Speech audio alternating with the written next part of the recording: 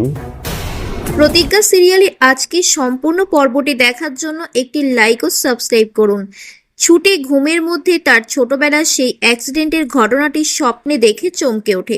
অন্যদিকে ঈশা সেই ঠাম্মির বলা কথাগুলো বারবার ভাবতে থাকে। ঠাম্মির সেই অপমানগুলো ঈশার কানে বাজতে থাকে। ঠিক সেই সময় ঝুমকি এসে বলে, ঈশা দিদি, তুমি আমার সাথে কথা বলছো না কেন?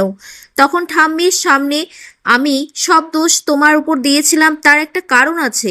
ঈশা বলে, তুমি এখান থেকে চলে যাও, আমি তোমার কোনো কথা শুনতে চাই না। সুযোগ পেলে তুমি আমাকেও ছাড়বে না, এটা বুঝে গেছি আমি। ঝুমকি বলে, ঢং দেখো, বিশাল দেমাগ দেখাচ্ছে আমাকে। তোমার এই দেমাগ কোথায় থাকে সেটা এবার দেখি আমি। ঈশার সামনে তখন নাটক করে ঝুমকি, আর নাটক করে কান্না করে বলে, তুমি তো এই বাড়ির মেয়ে, সেই জন্য আমি কথাটা বলেছি।